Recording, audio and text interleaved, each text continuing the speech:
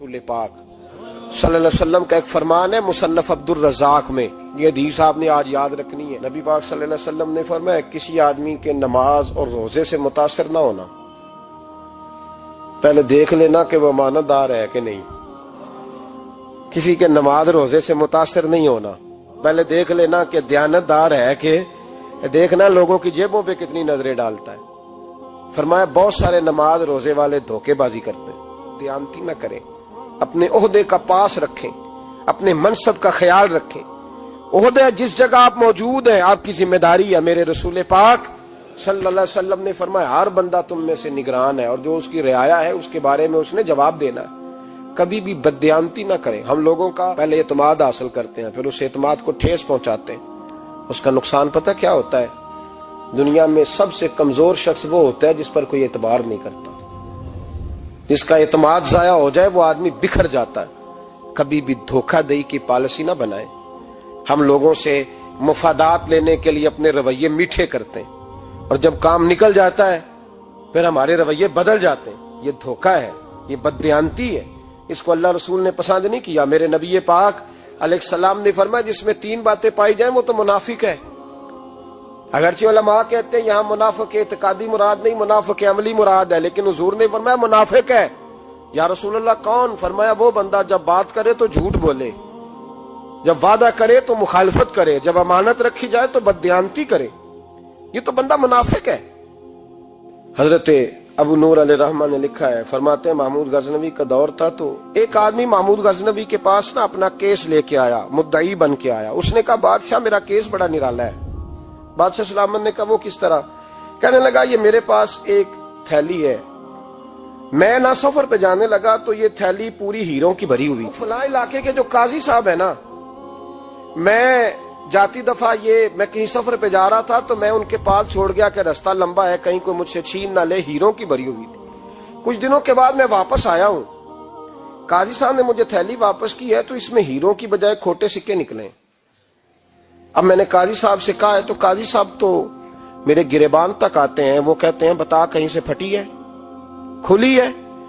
वो जिस तरह टांके लगा के तूने सी थी उसी तरह लगे हुए हैं कि नहीं? तो हुजूर लगे भी बिल्कुल उसी तरह है, न फटी है न खुली है। अब मैं लुट गया हूं, मेरी कुल उम्र की कमाई जाया हो गई, खोटे सिक्के कहां और हीरे कहां? तो मेहरबानी करें और आप की बारगाह में अल्लाह रसूल के नाम पर हलफ देता हूं कि मैं हूं बिल्कुल सच्चा।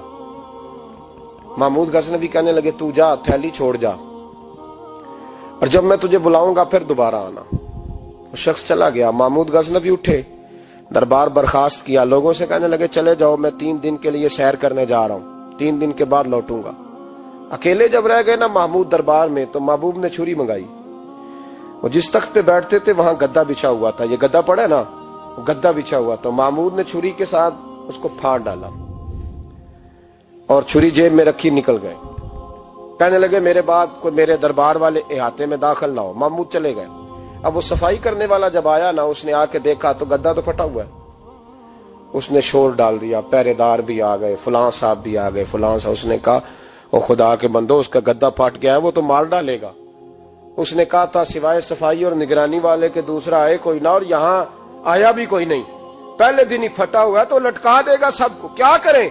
शोर हो गया, सारे दरबार के मुलाजिमीन इकट्ठे हो गए। एक बंदा बोला, कहने लगा फिक्र ना करो, मैं कैसे बंदे को जानता हूं, इस तरह सिएगा कि जिसने फाड़ा होगा उसे भी पता नहीं चलेगा कहां से फटा था। ऐसा बेहतरीन रफू करेगा कि पता भी। उसने कहा यार हम सारे 1-1 महीने की तनख्वाह देते हैं, तू बंदा बुला। वो बुला लिया उसको, उसका नाम मोहम्मद रफूगर था। वो आया, उसको गद्दा दिखाया, उसका यार इस तरह सीना पता ना चले। उसने कहा फिक्र ही ना करो, मैं बड़ा कारीगर हूं। बड़े बड़े कारीगर लोग नहीं हमारे मुल्क में पाए जाते, कोई निशान छोड़ते हैं पीछे? बड़े कारीगर का पैसे होने चाहिए, बड़े बड़े कारीगर बंदे। आप यकीन करें ऐसा ऐसा फलसफा, ये उम्रा इबादत है ना, सरकार दो आलम सल्लल्लाहु अलैहि वसल्लम की बारगाह की हाजिरी बड़ी नेमत है ना। तो सऊदी गवर्नमेंट ने पाबंदी लगा दी, खैर उनकी भी ज्यादती है। इस तरह की पाबंदियां शरीयत इस्लामिया में जायज नहीं। अल्लाह के घर मुसलमान जब चाहे जा सकता है, लेकिन वो कहते हैं जी 2000 रियाल दे जिसने 2 साल बाद भी आना है।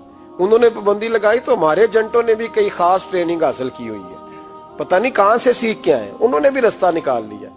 ایک صاحب سے میں نے کہا کہ جناب وہ 2000 ریال لگ گیا تو کیا کرنا ہے؟ کہنے کوئی مسئلہ نہیں، پاسپورٹ نواں بنوا لو، گنجائش ہے، یعنی ہر شے کا حل ہے۔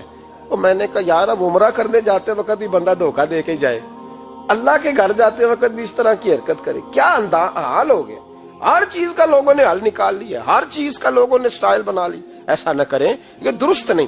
احمد رفو گر کہنے لگا اس طرح سیوں گا کہ پھاڑنے والے کو بھی پتہ نہیں، ان کا پیسے لے یار تو سی دے۔ اس نے سی دی، اگلے شام ہی لا کے بچھا دیا گدا۔ تیسرے دن بادشاہ سلامت آئے، آ کے پہلی نظر گدے پہ ڈالی، اس نے بلایا سب ملازمین کو، کہا کس نے سیا ہے؟ کہا جناب کیا ہوا؟ کہا یہ پھٹا ہوا تھا۔ کس نے؟ کہا نہیں پھٹا ہی نہیں۔ وہ کہنے لگے بنو بات، میں خود پھاڑ کے گیا تھا، تو بتاؤ صحیح سیا کس نے ہے؟ کہا جناب آپ پھاڑ کے گئے تھے تو بتایا کیوں نہیں؟ فرمانے لگے اسی لیے تو بتایا نہیں تھا کہ تم خود تحقیق کر لو، بلاؤ بتاؤ سیا کس نے۔ تو بلا لیا، احمد رفو گر آ گیا۔ اس کو جب بلا کے سامنے بادشاہ کھڑا کیا، کہا بھئی تو نے سیا ہے؟ کہنے لگا حضور آپ کے سارے ملازم کٹھے ہو کے آئے تھے، میری غلطی کوئی نہیں۔ کہا نہیں یار تو بڑا کاریگر ہے، میں نے اپنے ہاتھ سے پھاڑا تھا پر مجھے بھی نہیں پتا چل رہا کہاں سے پھٹا تھا۔ اچھا یہ بتا یہ تھیلی جو ہے یہ بھی تو نے سی تھی؟ اس نے کہا جی آپ کے خادم کا ہی کارنامہ ہے، وہ فلانے علاقے کے قاضی صاحب آئے تھے، اس میں سے ہیرے نکال کے تو کھوٹے سکے بھرے تھے، تو مجھے بھی تھوڑا سا حصہ ملا تھا۔ محمود نے سارے گواہ بھی اکٹھے کر لیے، ثبوت بھی اکٹھے کر لیے۔ پھر قاضی کو بلایا، پہلے سارے ثبوت اور گواہ کیس حل کر لیا۔ پھر ہمارے ہاں یہ حال ہوتا ہے کہ مدعی 2-3 ہفتے کے بعد خود ہی ہاتھ باندھ جاتا ہے، کہنا تسی میری جان چھڈو، مجرم پھڑو پاوے نہ پڑھو۔ وہ کہتا ہے مجھے معافی دو، میں رہا۔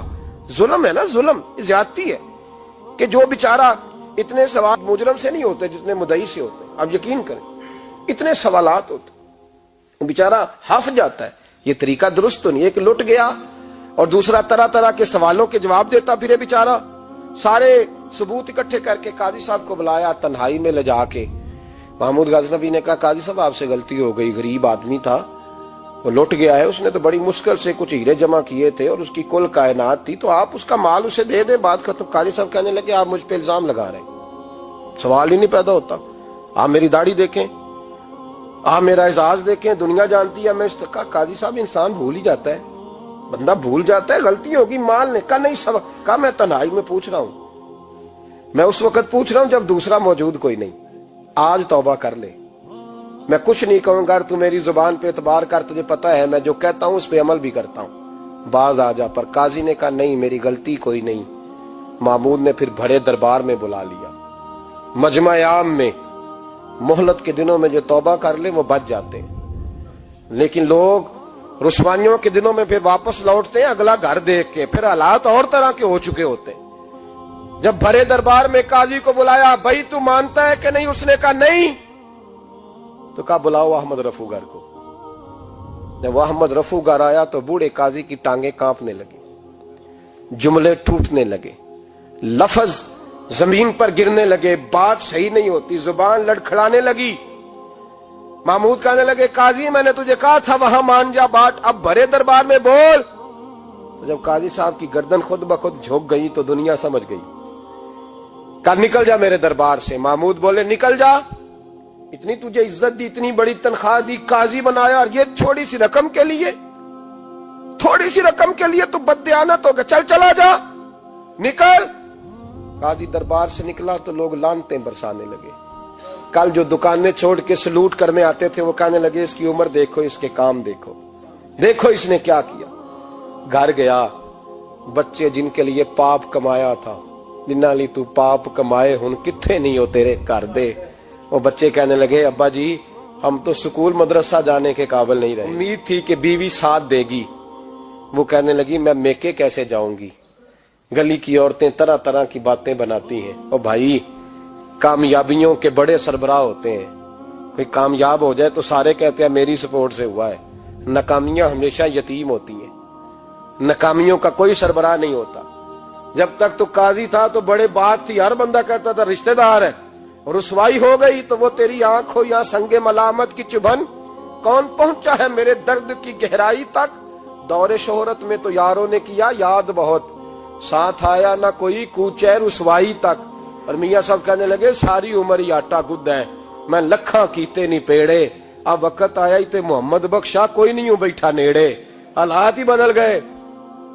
قاضی خاموشی سے اندر چلا گیا، اپنی رسوائی سمیٹ کے بستر پہ لیٹا، نہ روٹی کی بھوک لگی، نہ پانی کی پیاس لگی، نہ نیند آئی، ساری رات تڑپتا رہا۔ سویرے گھر والوں نے دروازہ کھولا تو روح پرواز کر گئی تھی، دنیا چھوڑ گیا۔ حضرت ابو نور علیہ رحمہ بولے، فرمانے لگے یاد رکھو کبھی بددیانتی نہ کرنا، کبھی۔ یہ تو محمود غزنوی کی عدالت تھی، قیامت میں رب کریم کی عدالت لگے گی۔ اور فرمایا وہاں تو گواہی دینے والا احمد رفو گر تھا، قیامت میں تو تمہارے اپنے ہاتھ پیر گواہیاں دیں گے، ہمارا اپنا وجود گواہی دے گا۔ اور فرمایا یہاں تو لانتے دنیا دار برساتے تھے، وہاں فرشتے ہوں گے۔ اور قاضی کو تو موت آ گئی تھی، قیامت میں تو دوبارہ موت بھی کوئی نہیں آئے گی، وہاں تو رہنا ہے اور سہنا ہے۔ اتنی بددیانتی معاشرے میں، اتنی بددیانتی ہر جگہ۔ اس معاشرے کا بھی کچھ بنے گا جہاں دوائی بھی خالص نہ ملے، جہاں دوائی میں بھی بددیانتی ہو۔ لوگ اپنے بچے کو آکسفورڈ یونیورسٹی میں پڑھانے کے لیے غریبوں کے بچوں کے رگوں میں جو دوائی اتارے وہ بھی 2 نمبر۔ اتنا بڑا بھی کوئی بددیانت معاشرہ ہوتا ہے کہ لوگ یہاں تک دھندا کریں، یہاں تک کہ لوگ لوگوں کی زندگیوں سے کھیل جائیں اور ہمیں احساس تک نہ ہو کہ کوئی مر جائے گا، کوئی ڈوب جائے گا، کیا بنے گا۔ اور جس نے وہ اپنی رجسٹر کی دوائی کی، اس نے 2-4 لاکھ روپیہ لیا اور اس نے یہ نہیں سوچا کتنے انسان میری وجہ سے مریں گے۔ قتل صرف یہ تو نہیں ہوتا گولی مار کے مار دینا، لوگوں کی زندگیوں سے لوگ کھیل جاتے ہیں، لوگ تباہی کر جاتے ہیں، لیکن بددیانتی سے باز نہیں آتے۔ میرے رسول پاک علیہ السلام کے غلاموں، نبی پاک صلی اللہ علیہ وسلم نے ذرا سی بددیانتی، اور صحابہ کا یہ مزاج تھا، اتنی سی بھی کبھی ان سے غلطی ہوتی تو تڑپ